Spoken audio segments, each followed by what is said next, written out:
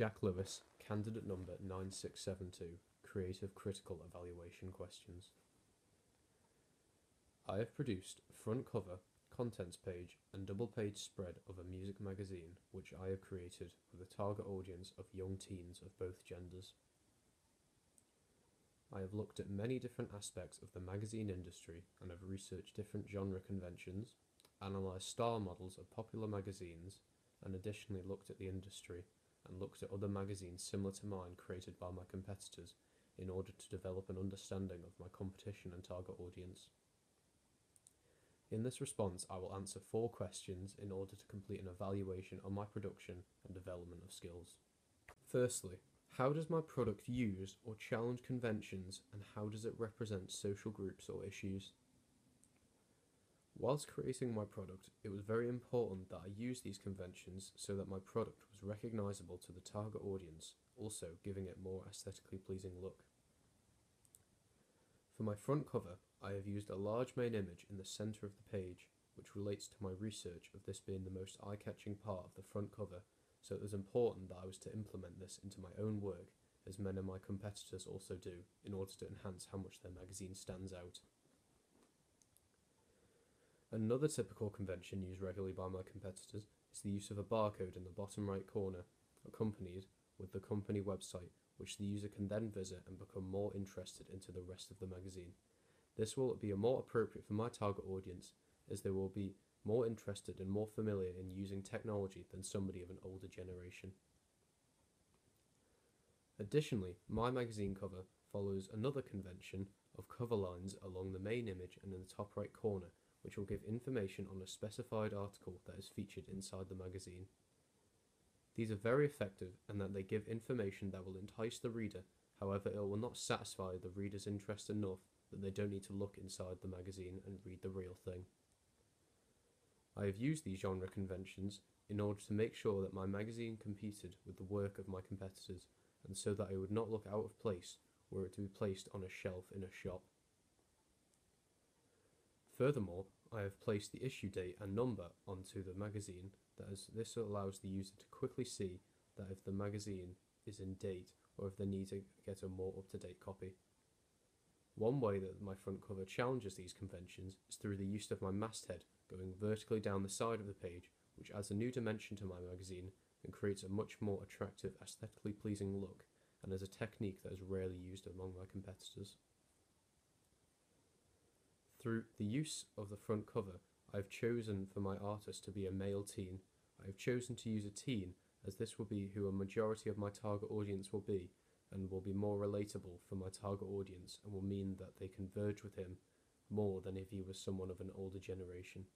This makes the user much more likely to take an interest in my magazine and buy so they can follow up on who this artist is. Through using a male teen as my artist, it allows males who read my magazine to look up to him and aspire to be like him as a rebellious and trendy teenager, whereas for females he can be seen as a possible love interest. Next, for my contents page, I have continued to follow these conventions in order to keep a consistent theme throughout my production.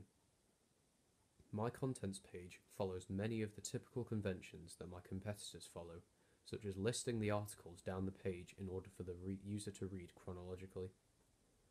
This allows the user to easily navigate through the contents page and find the required article that they desire. My contents page does challenge some conventions in that rather uses several images on the page in order to reduce the look of the big block of text that is typically used among my competitors in order to have as much information displayed as possible to the user. These images additionally have page numbers attached, which means that the user can view the image, and if they see something in the page that interests them, then they can follow the corresponding article of this picture. Through the use of the artists being teens also, it helps reinforce what I mentioned earlier about my target audience being able to converge and take an interest in what is inside my magazine. My double page spread conforms to the typical genre conventions of a magazine with my designated genre, through the use of a large main image, pull quote and drop cap. The use of these genre conventions allows the user to know that they are reading an article and allows them to feel comfortable while they are doing so, as if I weren't to follow them, the user may not enjoy reading the article and stop reading the magazine altogether.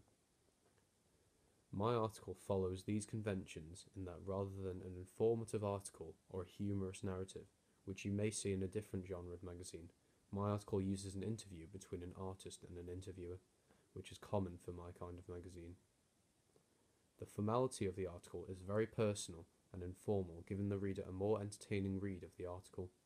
Were my magazine's function to be to give information on a computer in an IT manual, for example, then there is going to be a clear difference in formality between them.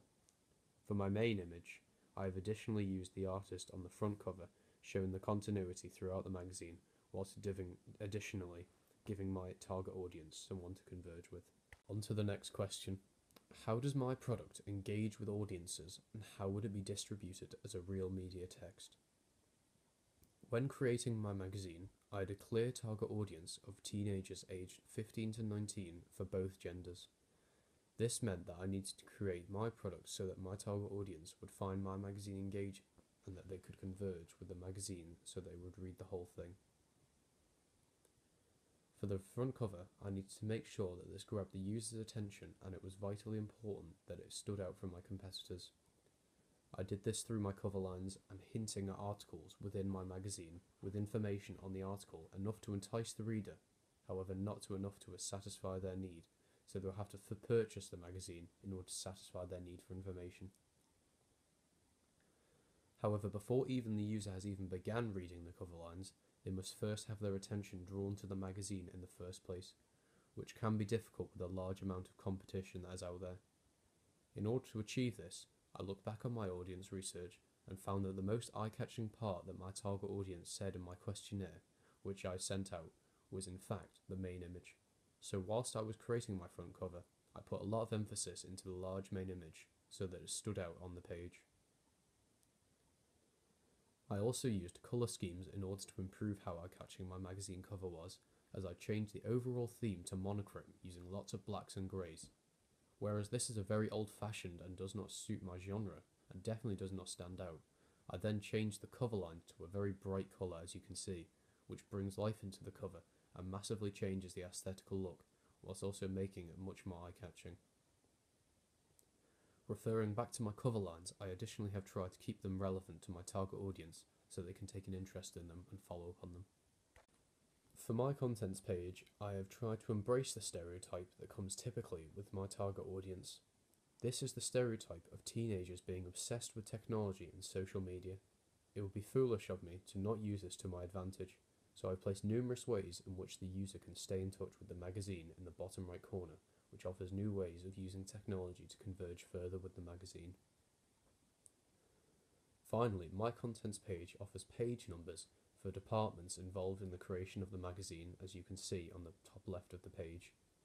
This adds more realism to the magazine and shows the magazine as less a faceless business and shows a more real side to it, which the audience can then converge with more. Lastly, the double page spread's main focus is the article. Stereotypical to this genre, I have used an interview with the main artist that is featured on the front cover and additionally the contents page. This shows the cohesion to my magazine, and that means that the user can follow up on their interest of the artist after they have seen him on the front cover or possibly the contents page. The interview is very informal with a very chatty feel to it. This is very effective as it allows for a more entertaining and comfortable feel when reading the article, which suits my genre and purpose, which is to entertain. I knew to use this register of writing from looking back on my style model analysis and seeing that this low formality is used throughout most double-page spreads in this genre. It allows the user to converge more with the article and makes the magazine less serious so that the reader continues to read the whole of the article.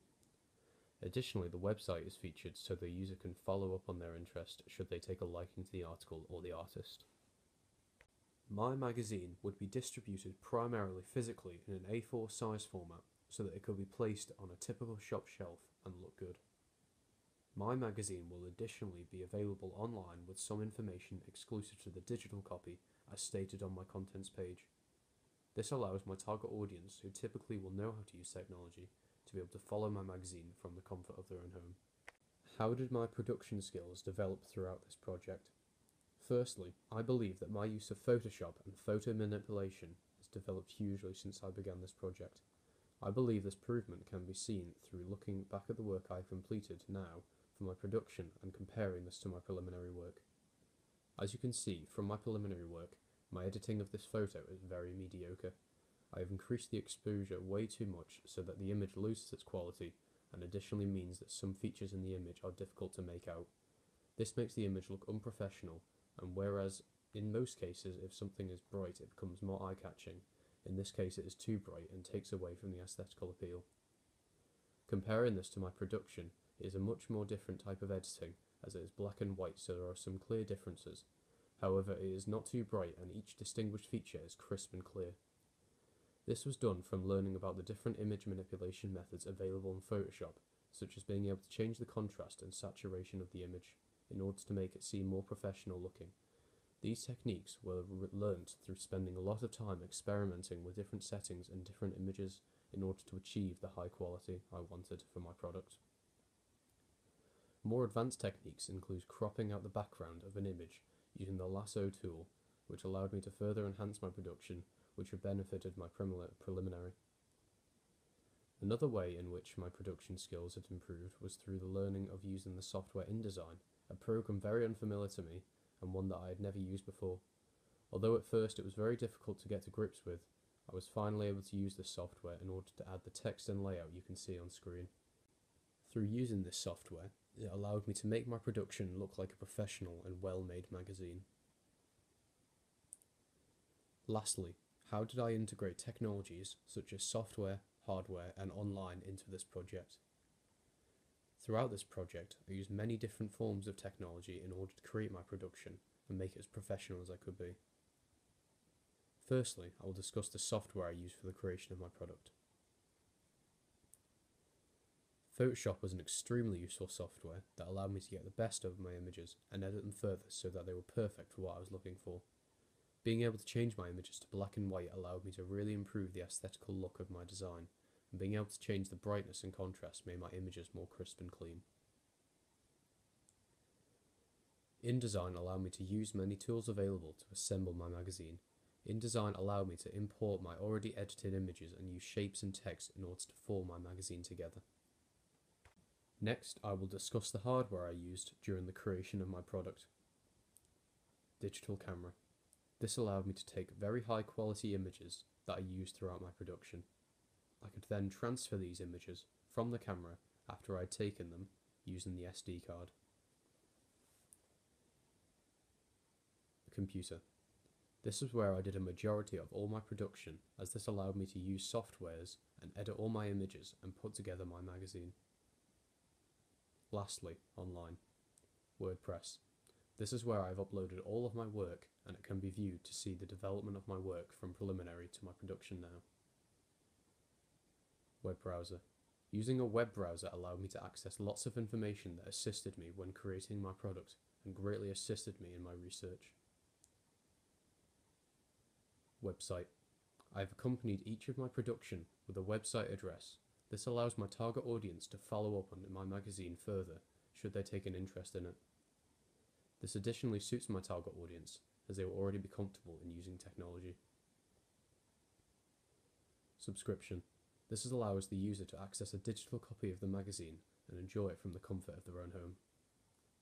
In conclusion, I believe I have created a high quality production that would compete were it to be distributed in a shop shelf among other music magazines. Through doing research and planning, this gave me the best idea of what I was creating and how I could make this the best suited for my target audience.